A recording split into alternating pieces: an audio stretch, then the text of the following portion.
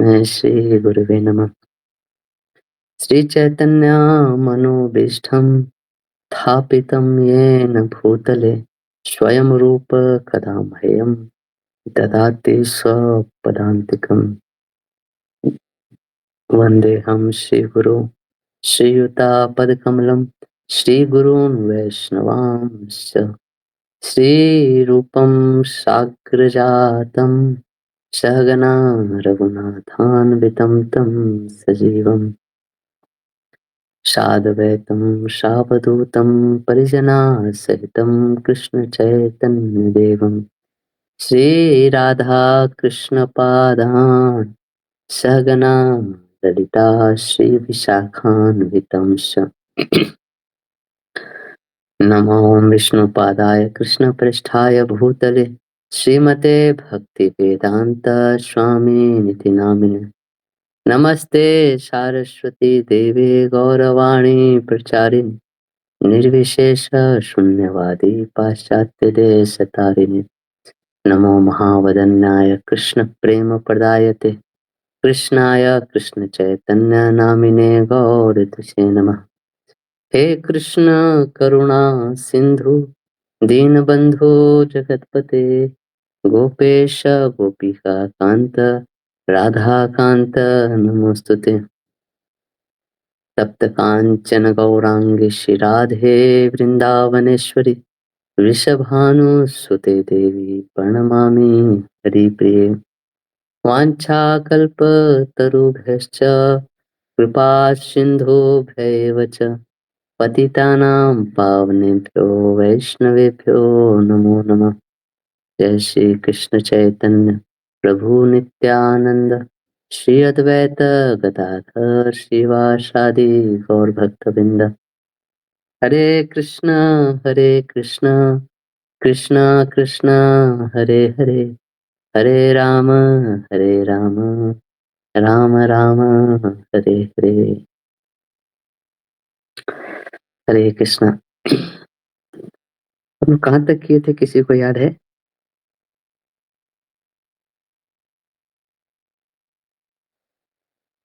हरे कृष्ण प्रभु जी, 3.6 वर्ष तक हुआ था। 3.6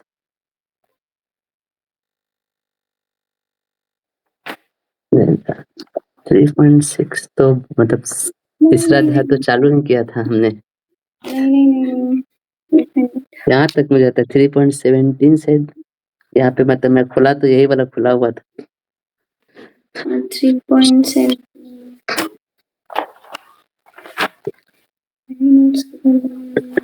Human life is one of the servant. Self one. Prabhu ji 3.7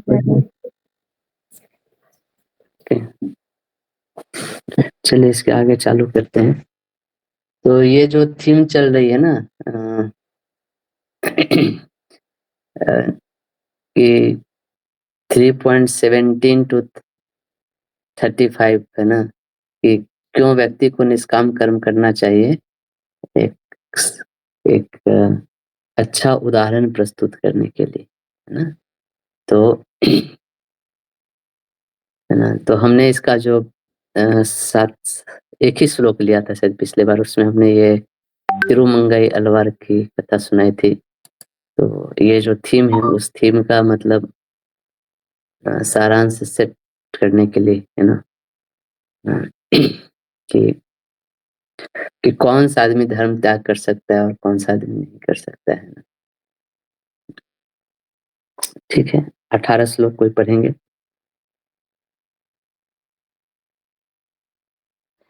Yes, Prabhuji.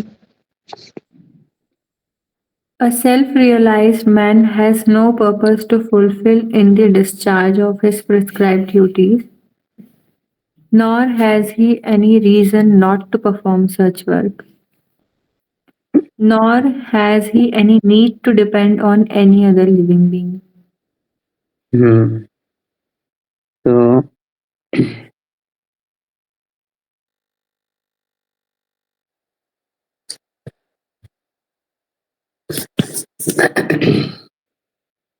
तो याद है हमने ये सब चीज किया था।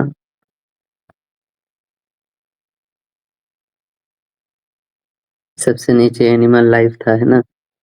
उसके नीचे कर्मकांड, उसके नीचे सकाम कर्म योग, निष्काम कर्म योग, ज्ञान योग, अष्टांग योग, भक्ति योग, है ना? तो जो सेल्फ रियलाइज्ड जो व्यक्ति है ना, उसको किसी के आश्रय की जरूरत नहीं होती, है ना? तो यहाँ पे भगवान जैसे जो ज्ञान योग में पहुंच गया, मान लीजिए, है ना, यहाँ पे जो पहुंच गया, उसको किसी पे डिपेंडेंट होने, उसका आश्रय कहाँ पे होता है ना? उसका आश्रय ये जो ऊपर वाले जो 3 चीजें होती है ना, आत्मा, परमात्मा एंड सेवा, है ना? ये 3 चीज शाश्वत होती है। आत्मा, परमात्मा और सेवा, है ना? तो तो इस चीजों पे आश्रित होता है जो आध्यात्मिक है नेचर में, है ना? और किसी चीज पे वो आश्रित नहीं होता, यही चीज है ना? और निष्काम कर्मयोग इसके नीचे आता है ना? ठीक है, आगे पढ़ेंगे तभी आएगा।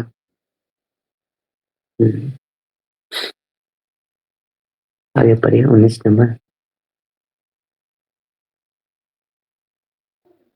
Therefore, without being attached to the fruits of activities, one should act as a matter of duty.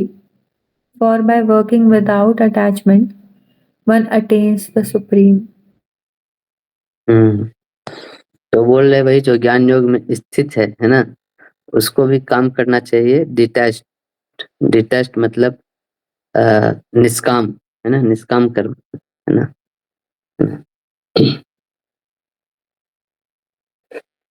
तो क्या होता है इससे, जो भी अगर कोई ज्ञान योग में भी है मान लीजिए, है ना, और यदि वो कर्म करता है तो क्या करता है, दूसरे के लिए एक उदाहरण प्रस्तुत करता है समाज में, है ना? क्योंकि देखिए समाज में क्या होता है, ज्यादातर लोग स्वभाव से ही स्वार्थी होते हैं, है ना? है ना?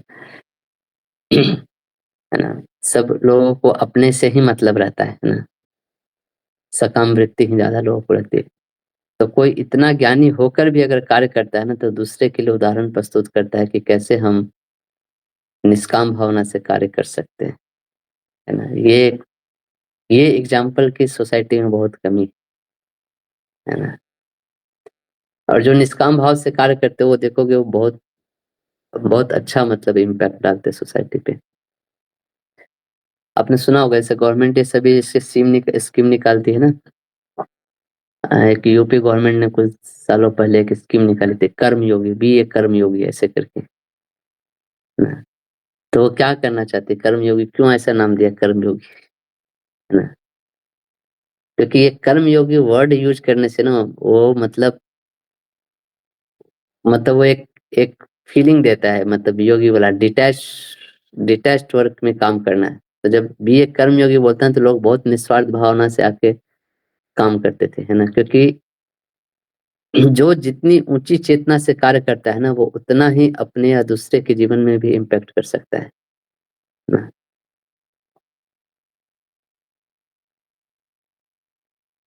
जैसे पेरेंट्स लोग होते हैं ना, पेरेंट्स लोग एक बच्चे को बड़ा करने में, है ना, बहुत कुछ सेक्रीफाइस करते हैं, है ना?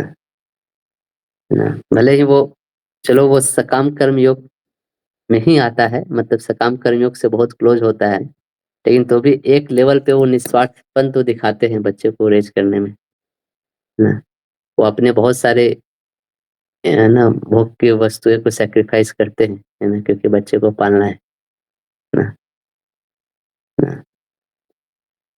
जैसे हो सकता है जब हम लोग के, होता है, मैंने देखा है बहुत सारे लोगों को, है ना, पिताजी चाहते तो एसी में रह सकते थे, लेकिन कभी उन्होंने जीवन में एसी नहीं खरीदा, है ना, क्योंकि बच्चों का पढ़ाई बहुत ज्यादा इम्पोर्टेंट था, है ना? मुझे याद है मैं जब पढ़ता था तो अ, मेरा एक स्कूल में एडमिशन हुआ था, तो बहुत ही मतलब महंगा स्कूल था उस जमाने में, है ना? तो मेरे पिताजी ने, मैं 4 भाई बहन हूँ, चारों भाई बहन को पढ़ सब कोई एक साथ ही पढ़ रहे थे, ऐसा था समय। और मेरे पिताजी मतलब स्कूल टीचर थे, तो ज़्यादा पैसा नहीं था, तो उन्होंने ज़मीन बेच दिया था कि मेरे बच्चे का पढ़ाई नहीं रुकना चाहिए, है ना? तो करते हैं ना माता-पिता, सैक्रिफाइस करते हैं, है ना? तो इसीलिए आप देखोगे बच्चे लोग, मतलब मैं अपने पिताजी की बात नहीं, सबके माता-पिता करते हैं ना। तो जो जितनी ऊँची चेतना से कार्य करते हैं ना, उसका इम्पैक्ट आज भी दिखता है ना? आज भी देखो क्यों बच्चे लोग, जब माता-पिता इतना इतना निस्वार्थ भावना से करते, तो उनके बच्चे होके फिर उनका केयर, बच्चे बड़े होके उनका केयर भी करते हैं, फिर उसी निस्वार्थ भावना से करते हैं, है ना? है ना? जैसे बहुत सारे जैसे आर्मी के लोग होते हैं ना, कोई आर्मी में बलिदान दिया तभी तो देश के जो सिटीजन्स है, नागरिक है, वो आराम से जी रहे हैं अभी, है ना? वो बॉर्डर पे लड़ रहा है, मर रहा है, तो उसने कोई सैक्रिफाइस किया ना, है ना? फ्रीडम फाइटर है, उन्होंने अपने जीवन का सैक्रिफाइस किया। तो ऊँची चेतना रखना बहुत ही इम्पोर्टेंट है ना? इसलिए भगवान यहाँ पे बोले कि अगर ज्ञान योगी भी है, यानी कि तुम्हारी चेतना ऑलरेडी बहुत ऊँची है, लेकिन तब भी तुम समाज में आके उस ऊँची चेतना से कार्य करो, है ना? तब तुम लोगों की चेतना भी उठा पाओगे, है ना? जैसे हमने पिछले क्लास में देखा ना, चाणक्य का सुना था। तो चाणक्य ने जो चीज़ जो कराया राज्य में, जो चिल्लाया लोगों को, मतलब बहुत कम टैक्स लेना, लोगों को ही बोलता था यार तुम लोग ये सब चीज़ें ना खुद ही आपस में मिलके स्कूल चला लिया करो, खुद ही आपस में मिलके जो भी लगता है फेस्टिवल ये सब सेलिब्रेट किया करो, खुद ही पैसा इकट्ठा किया करो। तो कैसे किया उन्होंने, लोगों की चेतना बहुत उठाई, निष्काम भाव पे बहुत लेके आए चाणक्य ने।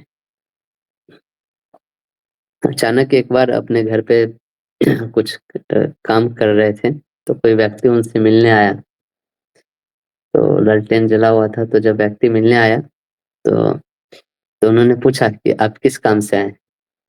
तो बोला कि नहीं आपसे कुछ पर्सनल काम था, तो उन्होंने अपना जो लालटेन जल रहा था ना, उसको एकदम पूरा एकदम धीमा कर दिया, और फिर अपने घर से अंदर के कमरे से दूसरा लालटेन है उसको बढ़ा के तो बोला कि अरे मतलब ऐसा क्यों किया? उस व्यक्ति ने पूछा। तो बोला कि नहीं अभी जो मैं कर रहा था वो गवर्नमेंट का काम था, तो मैं गवर्नमेंट का जो तेल है वो यूज़ कर रहा था इस लालटेन में। अभी तुम हमसे पर्सनल मिल रहा हो, तो मैं पर्सनल जो तेल है ना, वो पर्सनल तेल से जला हुआ जो लालटेन है उसको मैं यूज़ करूँगा, ऐसे करके। तो ये भावना थी ना उनके अंदर, है ना? तो ये एक बहुत ही ऊँची चेतना है ना, एक तरह से निस्वार्थ भाव की चेतना है ना? लोग आजकल गवर्नमेंट अगर तेल देने ले तो अपना भी भर लेंगे और अगले दिन का ही भर लेंगे, अपने चाचा-चाची, ताता-ताऊ सबको दे देंगे। होता है ना? आप देखे होंगे लोग ऑफिस में कुछ सेटल करना होता है, रीइंबर्समेंट करना होता है, तो बिल नहीं भी होता है तभी बिल बना के लोग देते हैं, है ना? तो चाणक्य ने हजारों साल तक ऐसा काम किया जिससे लोगों की चेतना ऊपर ला सके, है ना? निष्काम कर्म योग तक ला सके। तब जाके उसने मतलब टर्न अप हुआ लोगों ने, है ना? और वहीं पे आप देखो तो कम्युनिस्ट कंट्री जो होती है, क्यों टूटती है? ना, टूटती है क्योंकि कि आप कुछ भी करो ना, मतलब कम्युनिस्ट गवर्नमेंट में मेजॉरिटी जो मेजॉरिटी पैसा टैक्स में ले लेती है गवर्नमेंट, है ना? है ना? लोग परेशान हो जाते हैं उससे, है ना? जब देश आज़ाद हुआ था उस समय जो नेहरू जो थे ना उन्होंने भी इस टाइप की स्कीम सब अपनाई थी, कम्युनिस्ट वाली चीज़ें विचारधारा लेके आए थे। जो अमीर लोग थे उन पे 90% टैक्स लगवाया था उसने, नेहरू ने। अरे तो वो एक, अब अमीर लोग करे तो क्या करे, जब इतना टैक्स लगा रहा है भाई, वो बिज़नेसमैन है तो वो अपना धर्म करेगा ही ना, वो अपना दिमाग लगाएगा ना कैसे अपने बिज़नेस के, अगर तुम उसके ऊपर इतना टैक्स लगाओगे, तो वो भी क्या करेगा? वो भी फिर जाके बाहर चोरी करेगा ही ना।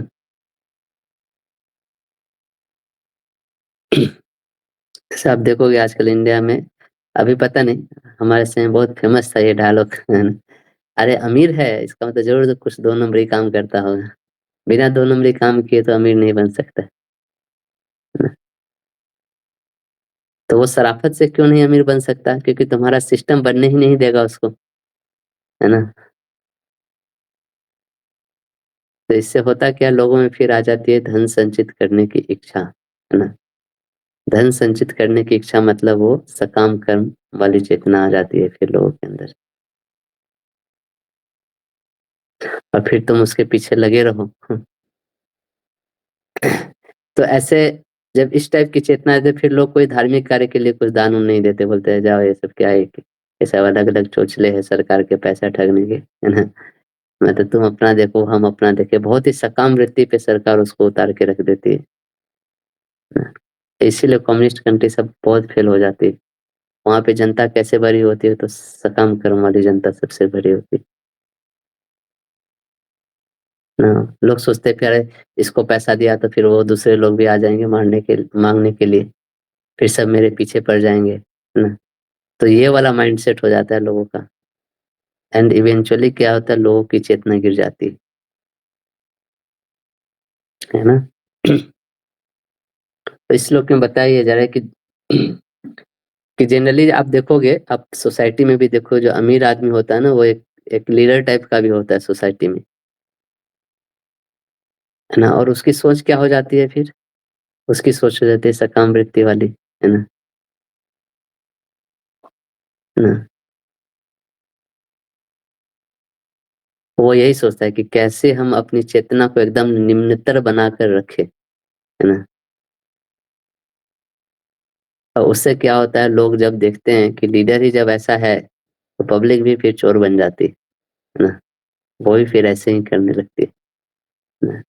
कोई आदमी का एक्सीडेंट हो जाता है, वो सड़क पे पड़ा-पड़ा मर जाता है, कोई उसको उठाने वाला नहीं होता, क्योंकि वो निष्काम कर्म वाली भावना ही पूरी खत्म हो गई है ना? तो कृष्ण बोल रहे हैं कि ठीक है अर्जुन, तुम संन्यास लेना चाहते हो, ये ऊंची चेतना है ना?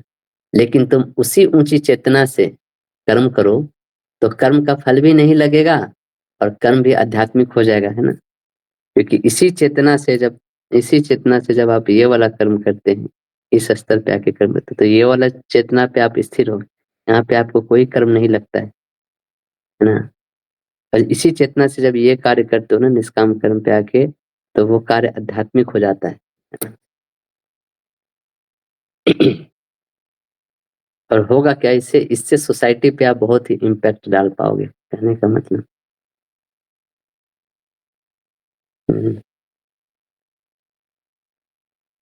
तो माँ बाप बच्चे के लिए निष्काम भाव से करते हैं, तो बच्चे भी माँ बाप के लिए करते हैं आगे चल के, है ना? वैसे ही आप देखो, जितने भी स्वतंत्रता सेनानी हुए, जितने भी लीडर हुए, उन्होंने बहुत सैक्रिफाइस किया, तब वो लोगों को मतलब आकर्षित कर पाए, उस एक छत्र के नीचे कर पाए, है ना?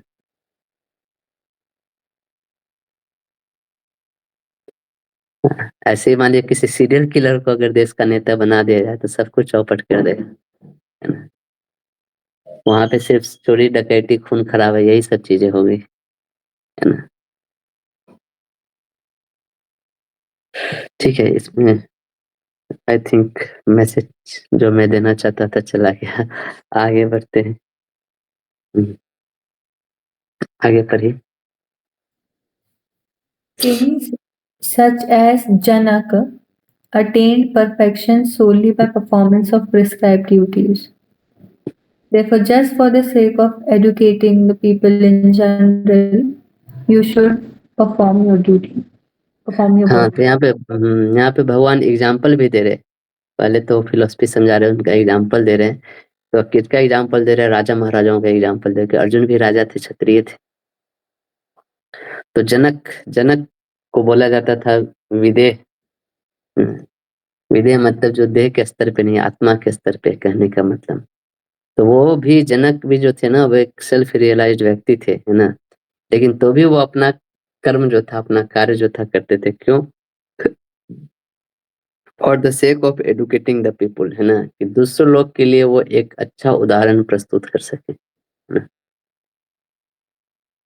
ठीक है, आगे पढ़िए। Whatever action a great man performs, common men follow, and whatever standards he sets by exemplary acts, all the world pursues. तो जनरली आप समाज में देखोगे जो बड़े लोग करते हैं ना, छोटे लोग उसका नकल करते हैं, है ना? है ना? जैसे आप लोग को याद है कि नहीं पता नहीं, हम लोग के समय एक सलमान खान का एक मूवी आया था, तेरे नाम। उसके बाद सारे जो गली के जो लड़के लोग, तेरे नाम कट बहुत फेमस हुआ था, है ना? सब एकदम बीच से मांग फाड़ने लगे थे उसके बाद, और बड़े-बड़े बाल, है ना? तो whatever great man performs common man fellow, है ना? उसके पहले तेरे नाम के पहले लड़कियों में एक पहले एक हीरोइन थी साधना, साधना कट बहुत फेमस था। आप अगर पुराने मूवी देखे होंगे तो साधना जो हीरोइन थी ना, वो उनका बाल का जो स्टाइल था, वो बहुत ही ये था, तो लोग फिर उसको कॉपी करते थे। साधना कट के नाम से फेमस हुआ। या अभी कुछ साल पहले धोनी धोनी कट, धोनी जो बाल, जब धोनी जब नया-नया क्रिकेट खेलने आया था तो लंबे-लंबे बाल थे उसके। खूब छक्का-चौका मारता था और सारे लोग ना धोनी जैसा बाल, मतलब जो मैक्सिमम जो होते हैं उस एज के ग्रुप के बच्चे। तो एक बार मैं एक दुकान गया था तो वहाँ पे कुछ बच्चे आए थे, धोनी जैसे बाल बड़े-बड़े करके, और सामान खरीद के दुकानदार बोला था, ये आजकल के बचवन लोग, है ना, अपने आप को धोनीये समझता है ना? हुआ नहीं कि एकदम स्टाइल मार रहा है ना?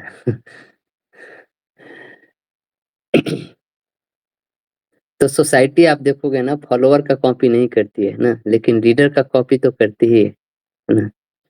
जो भी बड़ा आदमी करता है उसको कॉमन मैन फॉलो करता है ना? लेकिन बड़ा आदमी कौन होता है? जिसकी चेतना ऊपर होती है ना?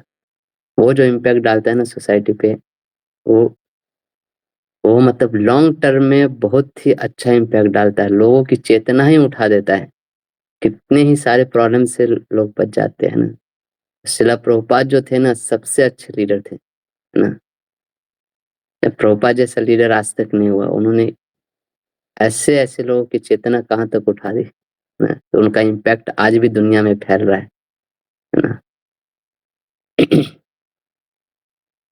आज भी उनका इम्पैक्ट पूरे वर्ल्ड में हर जगह, क्यों? क्योंकि उन्होंने उस चेतना से काम किया, उस चेतना के लेवल पे जाके काम किया, है ना? अगर लीडर सही नहीं है ना? अगर उसकी चेतना सही नहीं है तो क्या करे, लोग कुछ पशु जीवन पे फिर गिरा जाए। पशु तुल्य व्यवहार करेंगे उसके नीचे के लोग, है ना? और ऐसा होता है, ऐसा लोग प्लान करते हैं कि लोगों को पशु बना के रखो, अच्छा इनको भोक्ता बनाओ, इनको खाने-पीने की चीज़ें देते रहो, वो अपने लाइफ में मस्त रहेंगे। एक मैं वीडियो दिखाता हूँ आपको।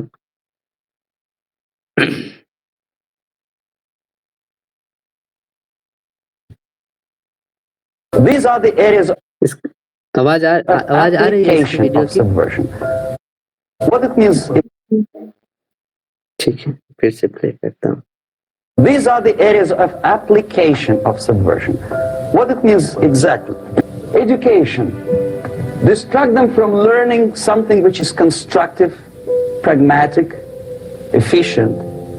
Instead of mathematics, physics, foreign languages, chemistry, teach them history of urban warfare, natural food, home economy, your sexuality, anything, as long as it takes you away. These are the areas of application. ठीक है, जो भी है। तो ये यही चीज़ करे कि लोगों को ऐसी चीज़ें पढ़ाओ जो उनकी चेतना गिरा कर रखे। कहने का मतलब यही है ना? है ना? उनको कुछ ऐसा कुछ कंस्ट्रक्टिव चीज़ें मत पढ़ाओ। ये ऐसा कुछ चीज़ नहीं नहीं पढ़ाओ कि वो बहुत अच्छी सोच वाले जनता बने या ऐसा कुछ, है ना? तो इंडियन हिस्ट्री में क्या पढ़ाते हैं? आप देखोगे अकबर, बाबर, है ना? उनकी पूरी जनरेशन के नाम रटवाते हैं, उनकी कहानी पढ़ाते हैं, है ना? आप देखोगे मुगलों का राज जो था इंडिया में अगर उनका पूरा ये जोड़ दो तो 350 साल की हिस्ट्री है सिर्फ उनकी, और इंडिया की हिस्ट्री जब बुक में सिर्फ इन्हीं लोगों की हिस्ट्री रहती है ना? ये लोग ऐसे-ऐसे कारनामे किए, यही सब पढ़ाते हैं। जो अच्छे-अच्छे राजा लोग हुए, उसके पहले कितने महान-महान राजा, उनकी कोई कहानी नहीं सुनाते। शिवाजी के बारे में कोई डिस्क्रिप्शन नहीं देंगे। एक राजा कुलशेखर थे, उनके बारे में कुछ नहीं बताएँगे, है ना? तो ये सब चीज़ें क्यों नहीं पढ़ाते? ये सब चीज़ें पढ़ाएँगे तो लोग बहुत कंस्ट्रक्टिव हो जाएँगे। हाँ।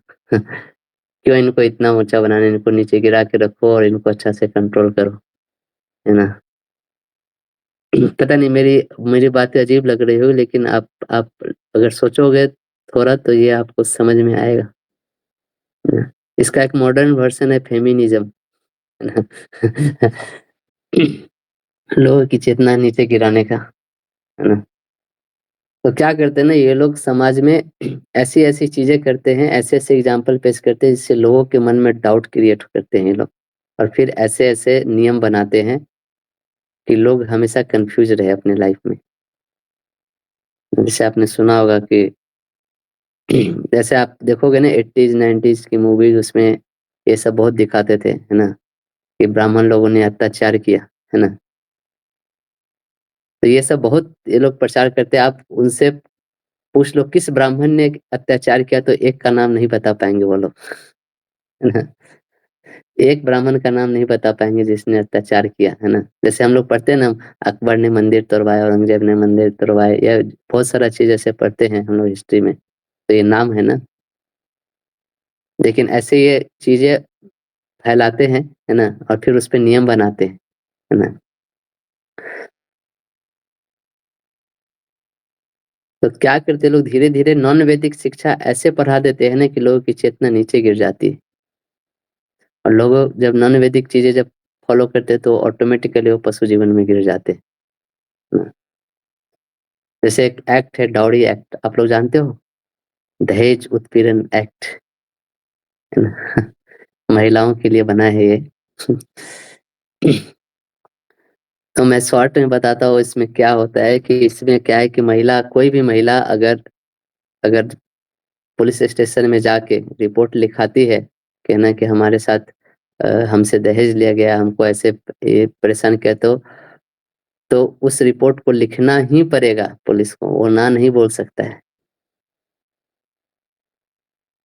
और जिस व्यक्ति के ऊपर लगाई है वो, उस आदमी को अपने आप को इनोसेंट प्रूव करना है ना?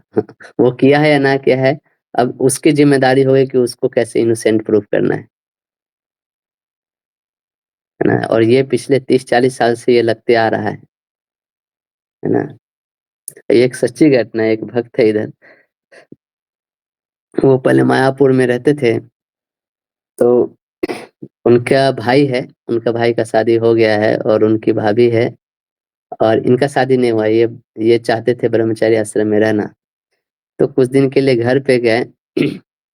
तो अब है कि इनकी जो भाभी है ना, इनकी भाभी चाहती है कि सारा ज़मीन उनको हो जाए। तो इनकी भाभी ने इस पे दहेज मतलब कि कुछ ऐसा एक्ट ये सब कुछ लगा दिया छेड़खानी का, और केस ठोक दिया है।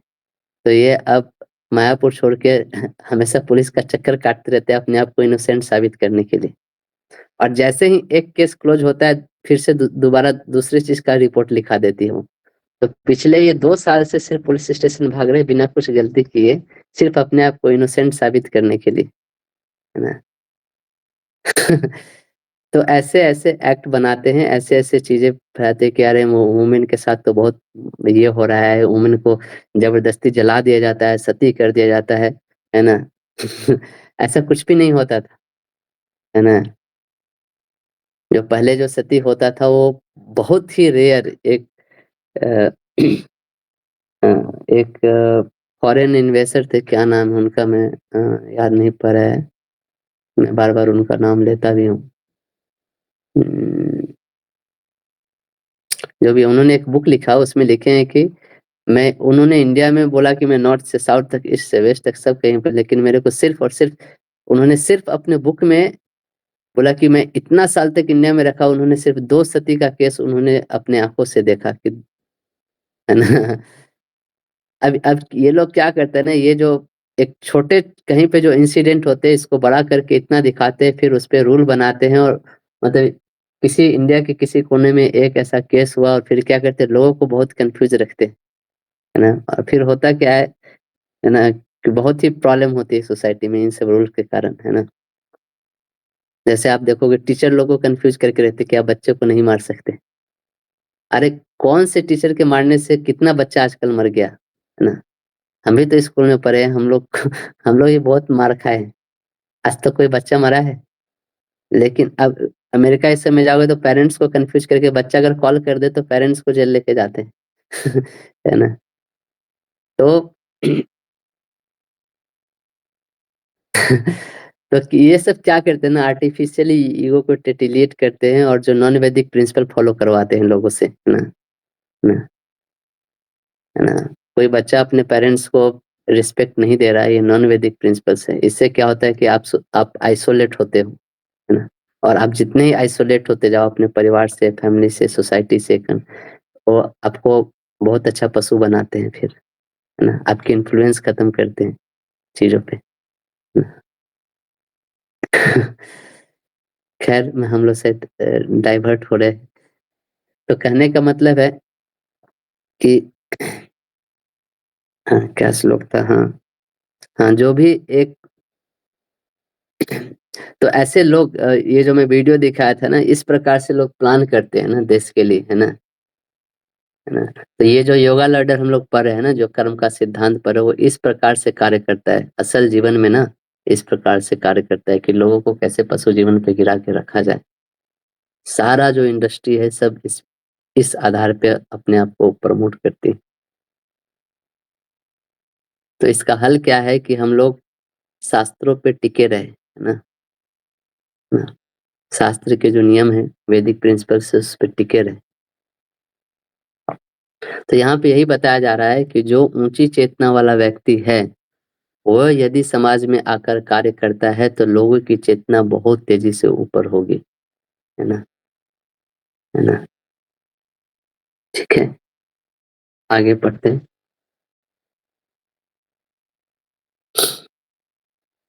O son of Pratha, there is no work prescribed for me within all the three planetary systems, nor am I in want of anything, nor have I a need to obtain anything, and yet I am engaged in prescribed duties. तो तो भगवान बोल रहे कि मेरे को कुछ चीज करने की जरूरत नहीं है। भगवान अपना ही एग्जाम्पल दे रहे हैं ना, कि मेरे को कुछ भी करने की जरूरत नहीं है ना, मैं किसी चीज से बंधा नहीं, तो भी मैं आता हूँ ना बार बार और सारे नियमों का पालन करके लोगों को सिखाता हूँ, है ना? क्योंकि भगवान की सबसे सबसे ऊंची चेतना भगवान की है ना? तो बोलते हैं कि इसलिए मैं भी एक लीडर की तरह आता हूँ, लोगों को करके दिखाता हूँ कैसे करना चाहिए, जीवन यापन करना चाहिए, है ना? धर्म की स्थापना करते हैं भगवान, है ना? तो ये जो 22 नंबर जो श्लोक है ना, ये अर्जुन का जो चौथा जो कारण था युद्ध नहीं करने का, है ना? कि जो वंश परंपराएं नष्ट हो जाएगी, है ना? पारिवारिक परंपराएं नष्ट हो जाए, उसका ये आंसर है ना? कि जो जितनी ऊंची चेतना के साथ कार्य करता है, वो उतना ही ज्यादा इम्पैक्ट क्रिएट करता है ना? तो भगवान बोल रहे कि तुम ऊंची चेतना के साथ कार्य करो, है ना? मेरी भी, है ना? भगवान की सबसे ऊंची चेतना है, भगवान भी निस्वार्थ भाव से आके उनको कुछ नहीं लेने देना है मटेरियल वर्ल्ड से, किसको क्या क्या हो रहा है ना? तो भी वो आते हैं, है ना? लोगों की चेतना को ऊपर उठाने के लिए। ऐसे प्रभुपाद जैसे लोग है ना, उनको कोई कार्य करने की जरूरत नहीं है, लेकिन वो सोसाइटी में आते हैं, वो भी सारे नियमों का पालन करते हैं ना? क्योंकि जब ऊंची चेतना वाले लोग करते हैं तो एक बहुत बहुत बड़ा इम्पैक्ट क्रिएट करता है ना? ठीक है, आगे चलते हैं।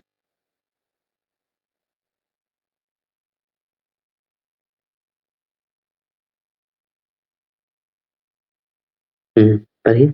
For, for if I ever fail to engage in carefully performing prescribed duties, O Partha, certainly all men would follow my path.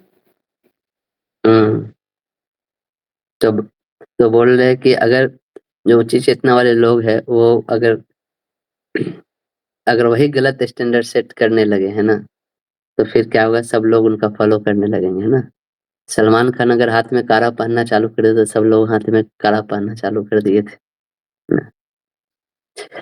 तो कहने का मतलब यदि नॉन वैदिक कल्चर हो जाए तो ना ना अगर नॉन वैदिक कल्चर हो जाएगा तो क्या लोग क्या करेंगे, है ना? हम्म, है ना? जैसे जैसे मैं बताता हूँ, है ना? आजकल ये आप सुने होंगे एक नया कि ऐसे भक्तों के बीच में भी होता है कि मान लो कोई आदमी भक्ति कर रहा है ना, तो ऐसा मैंने किसी से सुना, अगर भक्ति करती है तो क्या वो बॉयफ्रेंड नहीं रख सकती है ना? इसमें क्या बुराई है ना? कोई बताना चाहेगा क्या बुराई है? अगर कोई भक्ति करती है तो बॉयफ्रेंड नहीं रख सकती है, इसमें क्या ही बुराई है?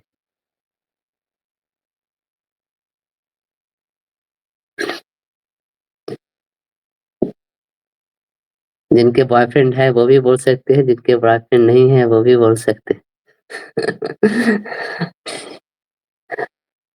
या नहीं बोल रहे इसका मतलब आप यही समझ रहे कि इसमें कोई बुराई नहीं है, तो वो भी बोल सकते हैं इसमें इसमें कोई बुराई नहीं है। तो मैं जस्ट सुनना चाहता हूँ।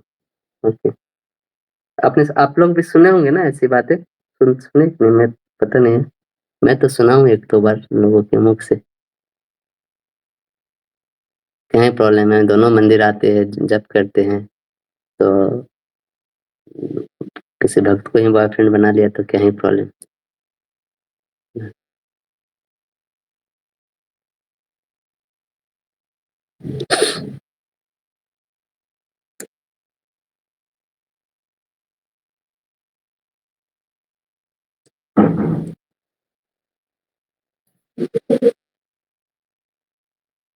यस प्रगति माता जी, मुझे पता है आपके बॉयफ्रेंड नहीं है, तो भी आप बोल सकते हैं।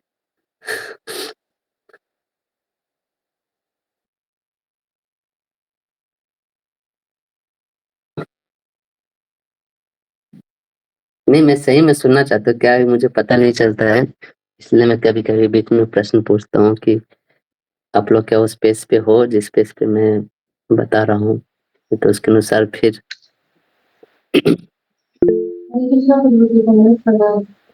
हाँ, दंडवत प्रणाम भवानी माता जी। खैर आप तो शादीशुदा हो, लेकिन तो भी आप ये प्रश्न का उत्तर दे सकते हो। हमारे शास्त्रों में बॉयफ्रेंड गर्लफ्रेंड बोल के कुछ नहीं है उस टाइप का, जो भी होता है माता पिता की मर्जी से होता है। हाँ, एक बार फिर से बोलेंगे? थोड़ा सा आवाज बहुत ये हो गया बीच में, क्लियर नहीं था। हमारे शास्त्रों में ऐसा कुछ नहीं लिखा हुआ है, जैसे बॉयफ्रेंड गर्लफ्रेंड जैसा कुछ सिस्टम नहीं था। ओके, हाँ ठीक है, पहले सिस्टम नहीं था, अभी सिस्टम बन गया, क्या ही प्रॉब्लम है? कुछ हो सकता है, जब पहले भी बहुत क्योंकि हम लोग को शास्त्र फॉलो करना चाहिए, इसलिए शास्त्रों के हिसाब से ये गलत है, इसलिए हम्म, अच्छा आंसर है, बहुत अच्छा आंसर है। और कोई बताना चाहेंगे? और लोगों से भी सुनना चाहता हूँ। अक्षिता माता जी। हरे कृष्णा, हरे प्रणाम प्रभु जी। तो प्रभु जी, इसमें जो जितना मुझे समझ में आता है उसके अकॉर्डिंग ये कि अगर हम भक्ति कर रहे हैं उसके बाद भी अगर हम ऐसे कनेक्शन किसी से रखते हैं तो हमारा जो चेतना है जो है वो भगवान के लिए मतलब डिवोटेड रहना चाहिए। मतलब हम कहीं न कहीं अपनी लाइफ में कहीं न कहीं शेल्टर ही ढूँढ रहे हैं।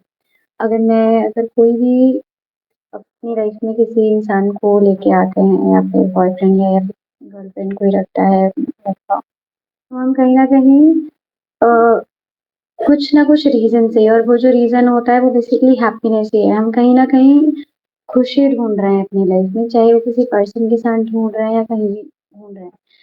तो हम मतलब मोस्टली जो मैंने भी ऑब्ज़र्व किया है या जो लाइफ में रहा है, वो यही है कि ये सब चीज़ें अगर हम करते भी हैं, जो नया सिस्टम आ गया, it is just because to show off कि हाँ, उसकी भी गर्लफ्रेंड है तो हाँ, मेरी भी गर्लफ्रेंड है, मेरा भी बॉयफ्रेंड है, समथिंग लाइक दैट।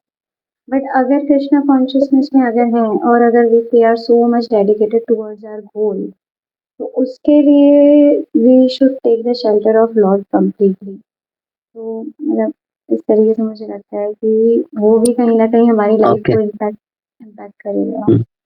तो इस हिसाब से तो हमें किसी भी चीज़ का शेल्टर नहीं लेना चाहिए, तब तो माता-पिता को भी त्याग देना चाहिए, पति-पत्नी को भी एक-दूसरे को छोड़ देना चाहिए। वो भी एक हरे कृष्णा, यस और माता एक जी। और एक बात है कि बॉयफ्रेंड गर्लफ्रेंड जो बनाते हैं, मेन है कि प्रेम प्रेम हुँ, के हुँ। लिए तो मेन हम बराबर। लोग तो भगवान के अलावा किसी से प्रेम कर ही नहीं सकते हैं और भगवान के अलावा कोई सच्चा प्रेमी हो ही नहीं सकता है। तो इसका मतलब अभी तक हम लोग का जो चेतना है भगवान हुँ, पे हुँ। नहीं टिका हुआ है, वो डाइवर्टेड है। ओके, लेकिन बॉयफ्रेंड बनाने में फिर उससे क्या ही वो है मतलब क्योंकि उसका और इससे क्योंकि हाँ। बॉयफ्रेंड बनाते हैं हम लोग इसीलिए ना कि हम लोग को थोड़ा प्रेम मिल जाए, थोड़ा टाइम मिल जाए। तो और जो लोग भक्त होते हैं वो लोग तो सारा प्रेम सारा टाइम भगवान को ही देना चाहते हैं, तो उनके पास तो टाइम ही नहीं बचेगा। ओके, तो फिर कोई जैसे कोई मान लीजिए पति-पत्नी भी होती है ना? मतलब शादी होता है जिनका, तो फिर वो भी तो एक-दूसरे के प्रति मतलब एक एक प्रेम भावना रखते हैं, तो वो भी फिर गलत हो गया ना इस लॉजिक से तो, वो भी नहीं, नहीं होना गलत चाहिए। नहीं हो गया, वो गलत नहीं हो हुँ, गया। पति पत्नी जब हम लोग शादी कर लेते हैं तो हम लोग हुँ, हुँ, दोनों मिलके भगवत भगवत प्रेम पाने के लिए फिर चेष्टा करते हैं। हम लोग मतलब दोनों मिल के भगवान का सेवा करते हैं। शादी इसलिए होता है दोनों हुँ, मिल के हुँ, भगवान का सेवा करें और अच्छी तरह से सेवा हो और सुचारू रूप वैदिक से सेवा कल्चर को फॉलो हो। करेंगे। हुँ, हुँ, हुँ। ओके, एक और हाथ उठा हुआ है, दीपिका मिश्रा, आप कुछ बोलना चाहेंगे? हरे कृष्णा प्रभु जी जैसे ये जो फर्स्ट सेंटेंस था कि भक्ति कर रहे हैं तो बॉयफ्रेंड रख रहे हैं तो उसमें क्या ही प्रॉब्लम है। हम तो हुँ, बोले हुँ, कोई प्रॉब्लम नहीं है, यहाँ तक क्यों जा रहे हो, एकदम आगे बढ़ो, शादी कर लो, फिर उसमें एकदम हमेशा ही साथ में रहो, कोई दिक्कत नहीं है। साथ में रहना दिक्कत नहीं है, उसमें आसक्ति दिक्कत है। मतलब बॉयफ्रेंड हम रख रहे हैं और हम शादी नहीं कर रहे हैं, मतलब we are just thinking to enjoy that person. We don't want to get into the responsibility part. तो इसमें दोनों का ही हानि है, मतलब जो शोषण कर रहा है उसका, जो जिसका शोषण हो रहा है उसका भी। तो कोई दिक्कत नहीं है, अगर आपको नहीं जमता है कि आप बिना किसी पार्टनर के रह पाएँ तो कोई दिक्कत नहीं है। शास्त्र बोलता है कि आप शादी करके रह सकते हैं, तो वैसा कर सकते हैं। पर सिर्फ़ अगर हम नहीं बॉयफ्रेंड रखने सास के हुँ। बोलता है ठीक है, लेकिन इसमें प्रॉब्लम है क्या? हम मतलब ये डिफाइन करना है। कोई बॉयफ्रेंड हुँ। रख रहा है, भक्ति भी कर रहा है तो क्या प्रॉब्लम है? मतलब इससे क्या ही उसकी लाइफ में इसमें ऐसा हो जाएगा जो कि अच्छा नहीं होगा? हाँ, इसमें फर्स्ट चीज़ जो अभी जैसे बोला था कि पहला चीज़ कि हम बॉयफ्रेंड या गर्लफ्रेंड क्यों रख रहे हैं, हम सीधे शादी क्यों नहीं कर रहे हैं अगर इतना ही प्रेम है तो। हुँ, हुँ, मतलब कि हम एक शोषण वाली एक सामने वाले से एन्जॉयमेंट मेंटालिटी रख रहे हैं। मतलब do um, we um, really love them और do we just want to enjoy that person? And um, generally um, होता भी है कि एन्जॉय करते हैं और फिर छोड़ देते हैं कि नहीं हो पा रहा है हमसे, तो मम्मी-पापा के बताए हुए इंसान से शादी कर लेते हैं। तो ऐसा बहुत, हुँ, मतलब ये कोई बहुत दूर-दराज की बात नहीं कर रहे हैं, ये जनरली हो रहा है। मतलब बहुत ही कम मैरेजेस होते हैं जो लव मैरिज में एक्चुअली जो बचपन से प्यार चला आ रहा है उससे कर शादी की होती है। बहुत रेयर होता है ये, मतलब जनरली यही होता है कि किसी का कि बस यूज़ कर रहे हैं हम और फिर, तो that is the mentality which वैदिक जो ये है वो उसको बढ़ावा नहीं देता है कि तुम किसी का शोषण करो, ये इस चीज़ का बढ़ावा नहीं देता है। जनरली जो लड़कियाँ रहती हैं उनका इमोशनल होते हैं, उनका जो साइकोलॉजी वो डिफरेंट होता है, वो इमोशनल होते हैं और जो बॉय जो जनरली उनका साइकोलॉजी थोड़ा प्रैक्टिकल काइंड ऑफ होता है। तो generally hmm, psychology point of view से भी हम वो इमोशन ढूँढ रही होती हैं और वो प्रैक्टिकैलिटी में thought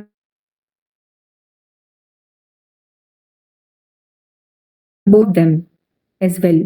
not physically, not mentally and not in the वैदिक वे ऑल्सो, कि हमारी आसक्ति को बढ़ाता है, हमारे सेंस इंजॉयमेंट मेंटालिटी को बढ़ाता है, that is why it is not good. और दोनों का ही नुकसान होता है। सपोज अगर मतलब उस लव को आप कितना आगे ले जा पाओगे? आप लव करते हो, आप साथ में घूमते फिरते हो, फिर क्या? और घूमते फिरते हो, उसके बाद में दोनों को साथ में रहना अच्छा लगता है, थोड़े टाइम बाद रहना बुरा भी लगने लगता है, पर क्योंकि दोनों की आसक्ति हो गई एक दूसरे में, तो फिर वो रह रहे होते हैं। बहुत सारी सफरिंग्स भी होती है, फिर कभी लड़की सुसाइड कर रही होती है, कभी लड़का सुसाइड कर रहा होता है, क्योंकि एक किसी का मन तो आगे जाके उठ ही जाता है। तो अगर कमिटमेंट नहीं है दोनों की तरफ से, तो दैट मीन्स कहीं न कहीं दिक्कत है। तो अभी आपसे प्रेम हो रहा है, कल किसी और से भी हो जाएगा। जब कमिटमेंट है ही नहीं सामने वाले में, शादी करने का भी नहीं है, तो दैट मीन्स कि that person is not ready to take charge और टेक द रिस्पॉन्सिबिलिटी। तो ऐसे पर्सन से क्या ही रिलेशन किसी को रख के मिल जाएगा, मतलब आगे उसका सफरिंग ही है। अगर बॉयफ्रेंड गर्लफ्रेंड बारे में जाते भी हैं, तो it leads to suffering only. People are taking drugs, people are taking psychology, psychologist का बस जेब हम भर रहे होते हैं, और दोनों सफ़र कर रहे होते हैं, फिज़िकली भी, मेंटली भी। फिज़िकली भी बहुत ज़्यादा सफ़र करते हैं, हॉस्पिटल्स में जाके भ्रूण हत्या वगैरह का इतना क्यों हॉस्पिटल में जगह-जगह लगाना पड़ा कि आप नहीं वो कर सकते, उसके बहुत सारे रूल्स बनाने पड़े। ये सब प्रॉब्लम्स सोसाइटी में बढ़ जाती है कि बच्चे कहीं पे डस्टबिन में फेंके हुए मिल रहे हैं, कहीं पे जंगलों में फेंके हुए मिल रहे हैं, उनको कुत्ते खा रहे हैं। तो इस तरीके से अधोगति होती है। सिनफुल हमारे एक्ट्स बढ़ जाते हैं। जिस इस तरह का हम काम कर रहे होते हैं, कोई अबॉर्शन करवा रहा है, तो वो लड़की तो सफ़र कर रही है, वो अपना बॉडी तो खराब कर रही है, लड़का भी मेंटली और फिज़िकली सफ़र करेगा। एंड देन वो जो बेबी आया उनसे, एंड देन उसका जो अधोगति हुआ, जिस तरीके से वो उसको गिरा देते हैं, तो ये उनको फिर से एक कर्म बंधन में बांधेगा कि नेक्स्ट टाइम वो बच्चा आएगा और ये माँ उसके पेट में गर्भ लेगी और वो भी ऐसे ही उसकी अधोगति करवाएगा। तो ये कर्मा साइकिल चलता रहता है। तो अगर हम कर्म साइकिल से भी देखेंगे तो भी अधोगति है। वैदिक सोसाइटी के पॉइंट ऑफ व्यू से देखेंगे तो भी अधोगति है, mental physical point of view से देखेंगे तो भी अधोगति ही है। ठीक है, मतलब बहुत सारा पॉइंट आपने बोला, लेकिन बहुत सारे पॉइंट में जो एक प्रोमिनेंट पॉइंट होना चाहिए वो ढक गया। ठीक है, और कोई कुछ बोलना चाहते हैं? आप सब लोगों ने उस पॉइंट को टच किया है, लेकिन जो हाईलाइट नहीं किया उस पॉइंट को, ना, और कोई बोलना चाहेगा? प्रभु जी, इसमें मतलब पता नहीं कि मतलब ऐसा कह सकते हैं कि अगर कोई गर्लफ्रेंड बॉयफ्रेंड अगर कोई भक्ति में भी रख रहा है, तो वो हमारे अनर्थास को और बढ़ाएगा, क्योंकि हम वैदिक चीज़ को फॉलो नहीं कर रहे हैं। तो जो हमारे अंदर काम, क्रोध, लोभ जो है, वो हमारे अंदर और ज़्यादा बढ़ेगा। क्योंकि हम अगर सपोज़ कोई रिलेशनशिप में है अभी, तो हम एक-दूसरे के साथ ट्रांज़ैक्शन तो कर रहे हैं, बात कर रहे हैं, कम्युनिकेशन कर रहे हैं। और सिमिलरली तो अगर कोई सामने इंसान अगर हमारी मेरी एक्सपेक्टेशंस तो हर कोई करता ही है। तो अगर सामने वाले ने मेरी एक्सपेक्टेशन लेवल तक जितना नहीं किया, और मैं एक्सपेक्ट कर रही हूँ कुछ ना कुछ अपने फ़ायदे के लिए, मैंने अगर किसी इंसान को अगर किसी साथ मैं रिलेशन रख रही हूँ, तो कहीं न कहीं उसमें अपना फ़ायदा देख रही हूँ। तो अगर वो मेरी उस एक्सपेक्टेशन को पूरा नहीं कर रहा है, तो वो भी एक तरीके से लस्ट ही है। तो वो जो है लस्ट, जैसे भगवद गीता में फिर भगवान बोलते हैं कि अगर काम की पूर्ति नहीं हो रही तो फिर गुस्सा आएगा, फिर एंगर बढ़ेगा।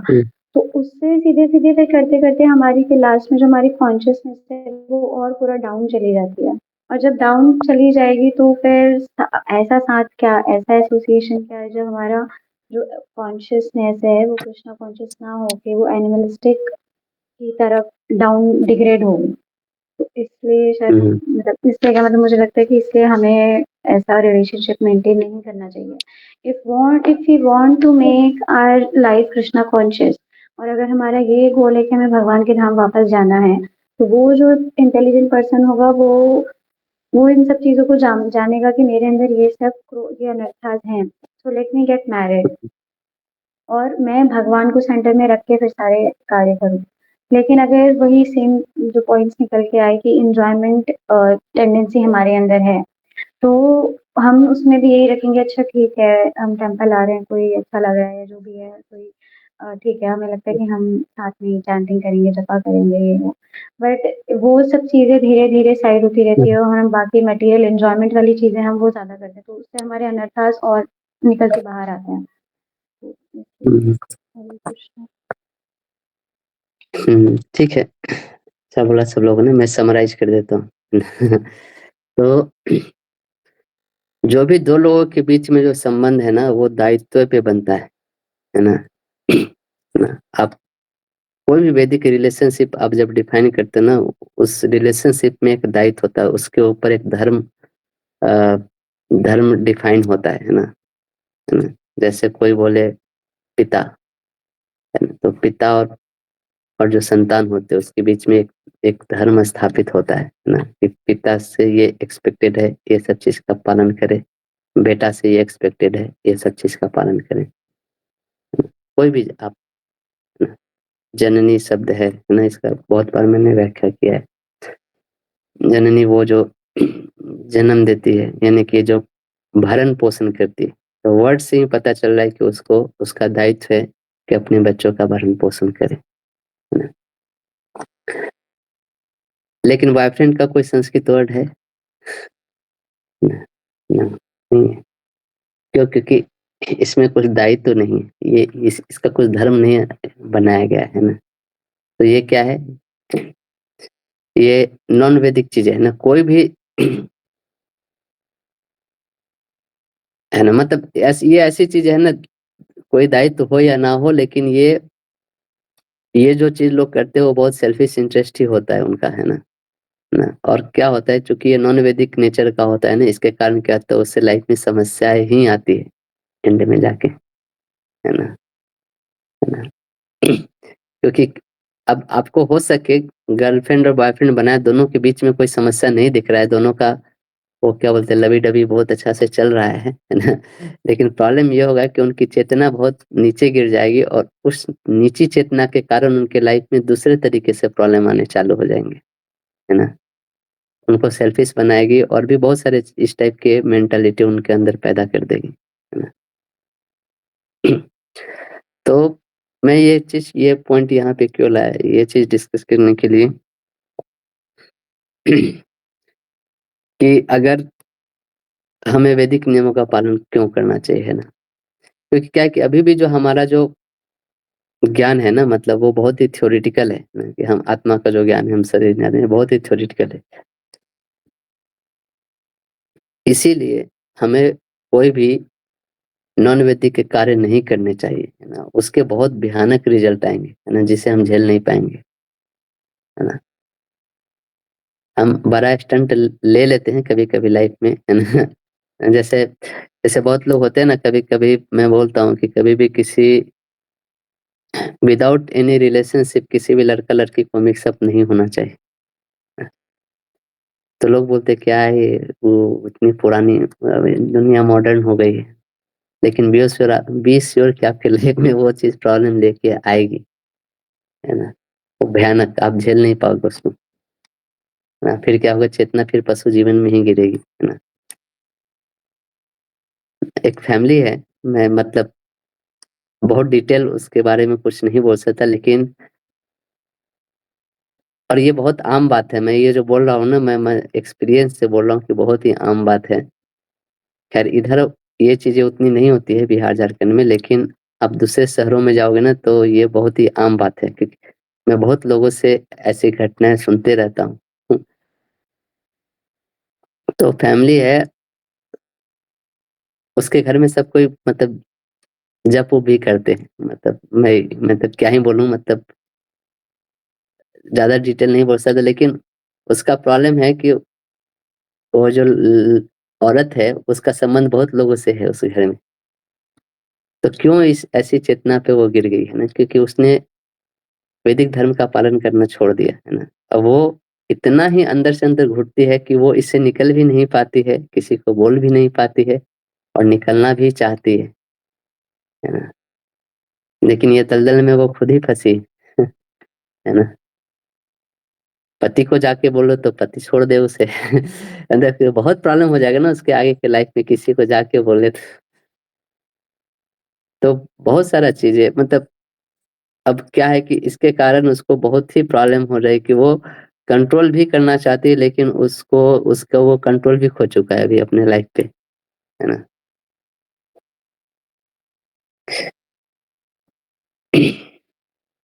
इसीलिए हमें वैदिक धर्मों का पालन करना चाहिए, हमें अच्छा लगे या ना लगे, है ना? तो भगवान यहाँ पे यही समझा रहे हैं इस श्लोक में, है ना? तो 1-2 श्लोक और कर लेते, थोड़ा टाइम हो गया, लेकिन ये एक थीम जो चल रहा है ना वो कवर हो जाएगा, है ना? आगे एक बार पढ़ लीजिए।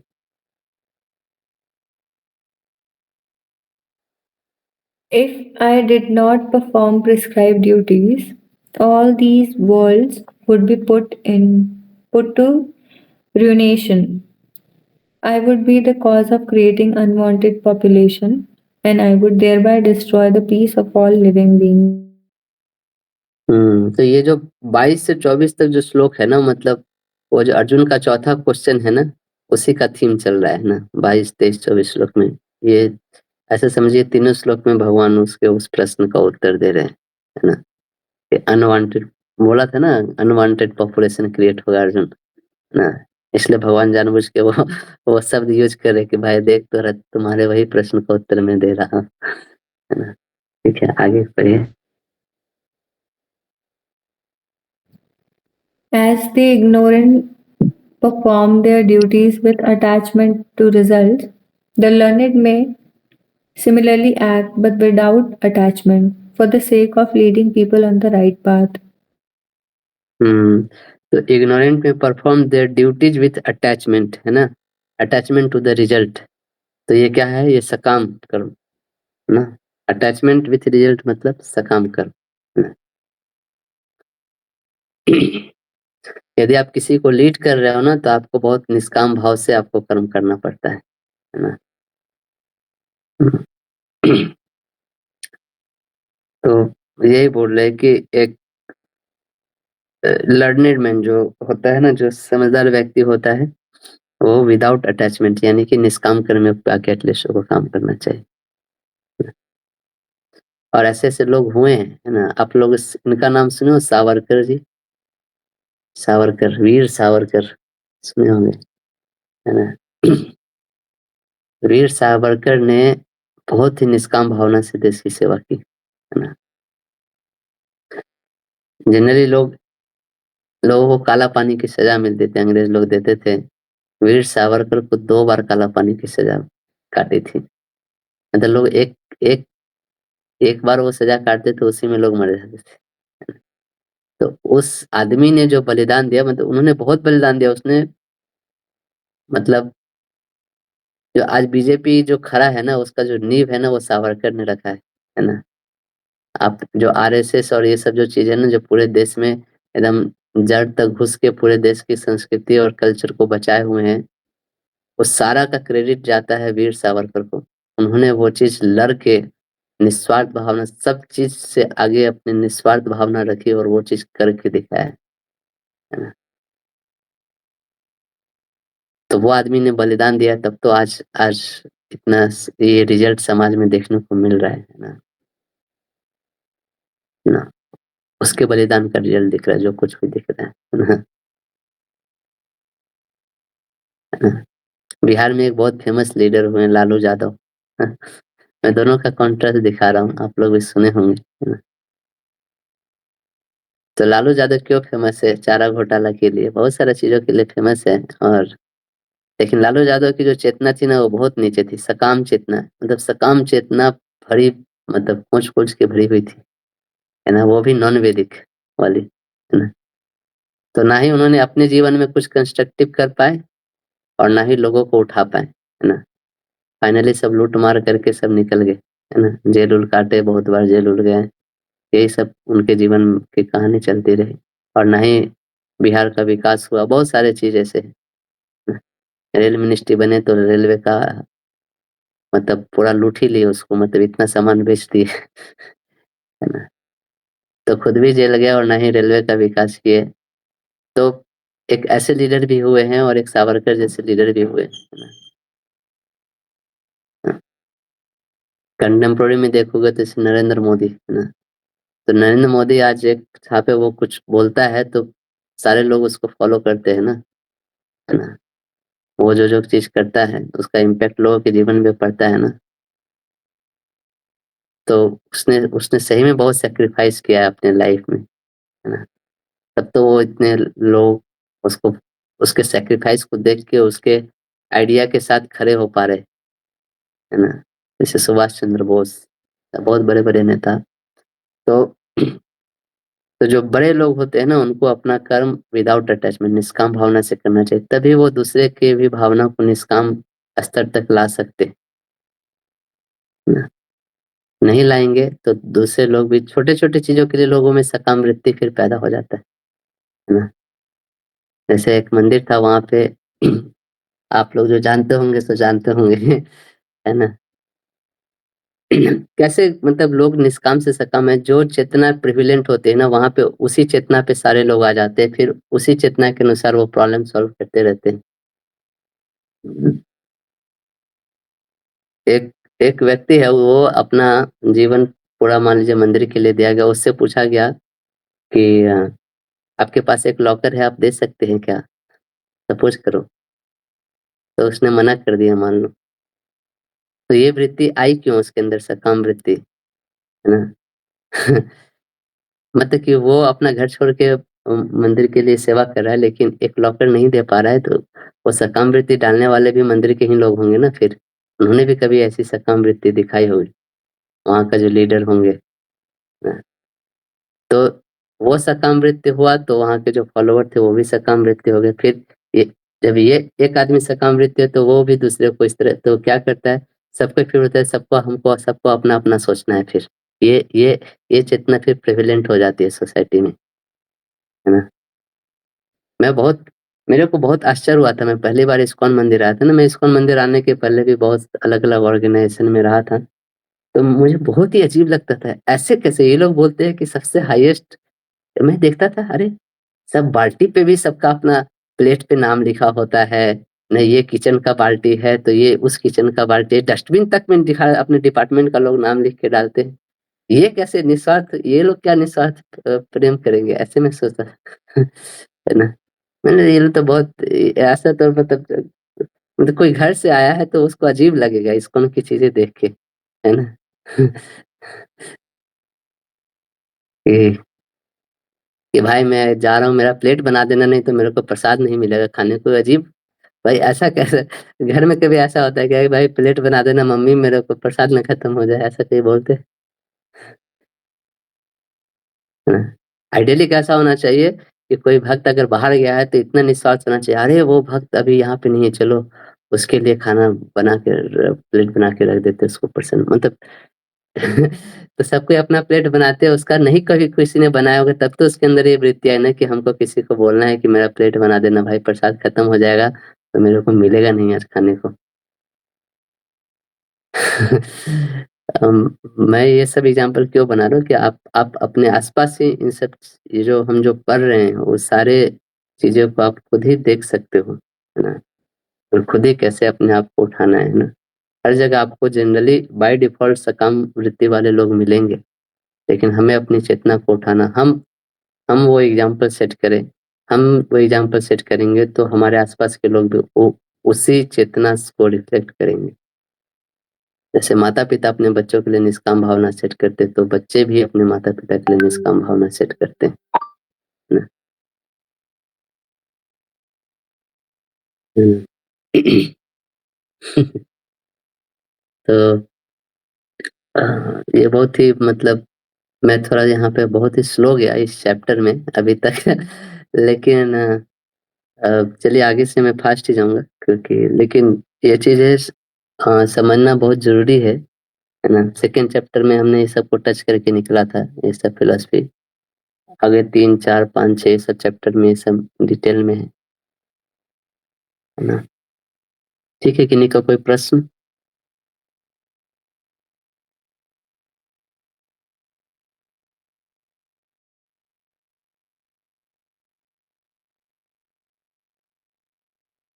हरे कृष्णा पे मुझे एक क्वेश्चन था। हुँ, हुँ।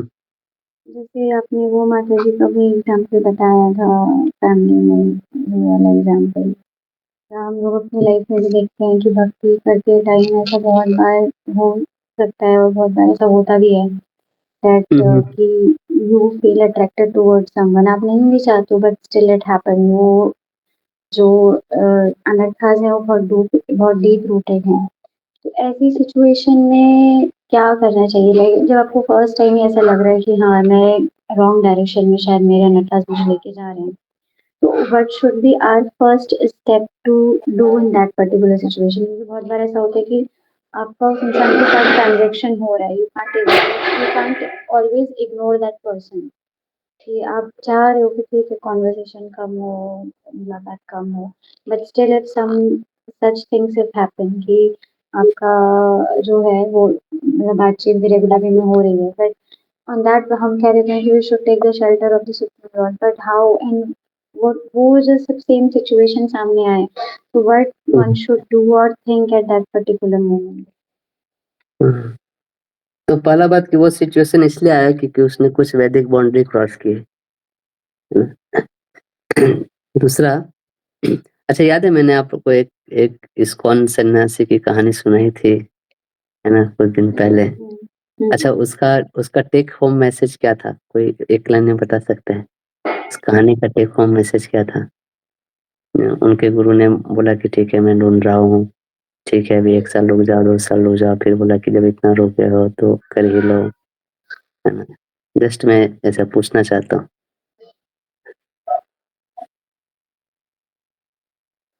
प्रभु जी, उन्होंने वैदिक बाउंड्री क्रॉस नहीं की, मतलब गुरु की आज्ञा का अवज्ञा नहीं। यस, है ना।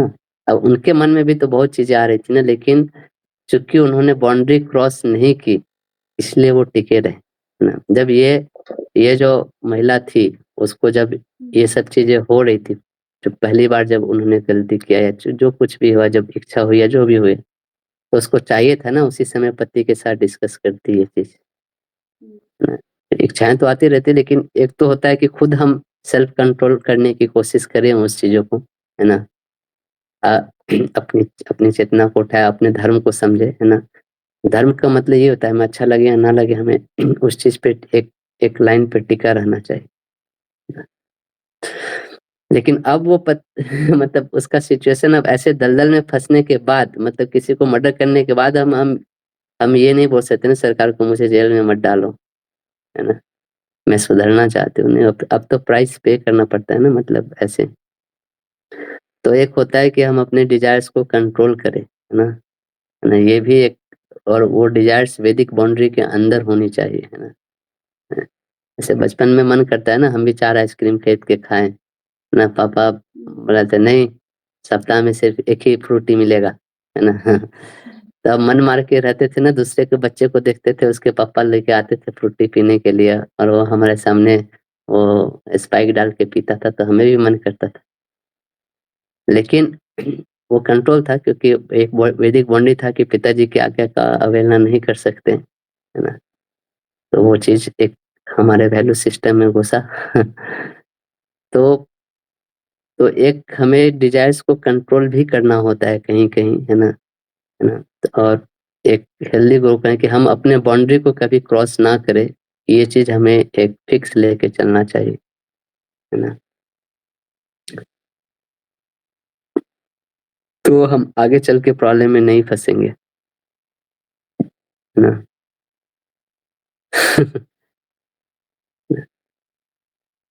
अब ये जो महिला थी, अब ये ऐसी सिचुएशन में फंस गई है कि इसके अंदर भी वो डिजायर है वो सब चीजें करने की, है ना। वो छोड़ भी नहीं पा रही है और निकलना भी चाहती है, बोलती है कि मेरे बहुत ही गिल्ट फीलिंग होता है, मेरे को गलती से मेरे पति को कभी पता चल गया तो मेरा क्या होगा। मैं खुद जाके बता देते हैं, बहुत सारा ऐसा चीजें है उसके लाइफ में। अब मैं ये सिर्फ इस महिला की नहीं बोल रहा हूँ, ऐसे मैं मैं बोलूँ 70-80% घर का यही हालत होता है, मतलब बहुत सारे इस टाइप की चीजें चलती है आजकल। इधर के लोग बहुत कल्चर है, मैं देखा हूँ झारखंड में अभी भी कल्चर बहुत बना हुआ है, बिहार झारखंड में, क्योंकि इधर आईटी कंपनी और ये सब बहुत बड़ी कंपनियां सब नहीं आई है, तो इधर का जो कल्चर है बहुत डिस्टर्ब नहीं हुआ है। लेकिन जहाँ जहाँ ये सब आई है, सब जगह का कल्चर बहुत बर्बाद हो चुका है, जहाँ पे भी मिक्सिंग ऑफ क्राउड हो गया है। तो हमें उस चीज़ पे टिका होना चाहिए कि हम जो वैदिक जो डेफिनेशन है बाउंड्री का, वो हम पालन करें। अगर नहीं कर पाए, जैसे एक स्पिरिचुअल बाउंड्री है, वो नहीं कर पाए, तो एटलीस्ट धार्मिक बाउंड्री तक तो हम अपने आप को अपनाएं, है ना। अब इसका पति का क्या प्रॉब्लम था, इसका पति बहुत ही स्पिरिचुअल टाइप का था। तो अब अगर मतलब अब अगर आप विवाह किए हो, तो एक जिम्मेदारी भी बनती है ना कि तुम एकदम बहुत हाई स्टैंडर्ड फॉलो करना चाहते हो, लेकिन फिर तुमको सबको देखना पड़ता है ना, मिला के एटलीस्ट धार्मिक बाउंड्री पे फिर आगे तुम प्रैक्टिस करो। तो अब वो नाखुश रहती थी अपने पति से, तो फिर उसने अलग अलग जगह पे रिलेशनशिप बनाना चालू किया, है ना। तो बंद बहुत सारी चीजें हैं इसमें इन्वॉल्व, लेकिन हम जो यहाँ पे जो डिस्कस ये कर रहे थे, ये जो कहानी सुनाए थे, है ना, ये क्यों सुनाए थे ये कहानी, किस लोग के लिए सुनाया था ये? जो भी है, हम अपना वैदिक कल्चर को फॉलो करना, उस पर टिका रहना चाहिए, नहीं तो ये कहीं ना कहीं हमारे लाइफ में भयानक तरीके से प्रॉब्लम लेके आएगा, है ना। आज ना तो कल हमारे लिए प्रॉब्लम बनेगा, फिर हमें उस चीज को छोड़ना मुश्किल हो जाएगा, है ना।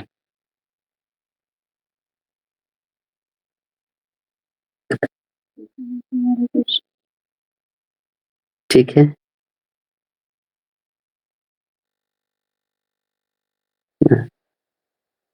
ये सारे चीज जो करते हैं ना मीडिया, ये सब जो आजकल जो भी बुक में पढ़ाया जाता है, एक देश दूसरे देश को कैसे बर्बाद करती है, तो ये सब उनको ही पता होता है। ये जो कर्मकांड की फिलॉसफी है ना, मतलब वो ये सब भाषा में नहीं जानते, लेकिन उनको पता होता है कि लोगों को कैसे मतलब कंज्यूमर बना के रखा जाए, है ना, कैसे पशु जीवन पे ला के रखा जाए।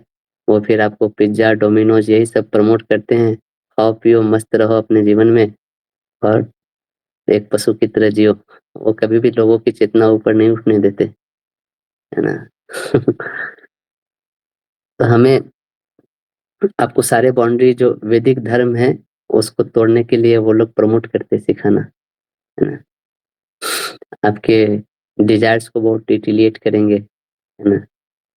तो ये सारी चीजें से हमें बचना चाहिए, हमें अपने धर्म पे ही टिका होना चाहिए, चाहे, है ना, क्योंकि लोग लॉन्ग टर्म में देख नहीं पाते इन सब चीजों का इफेक्ट, है ना।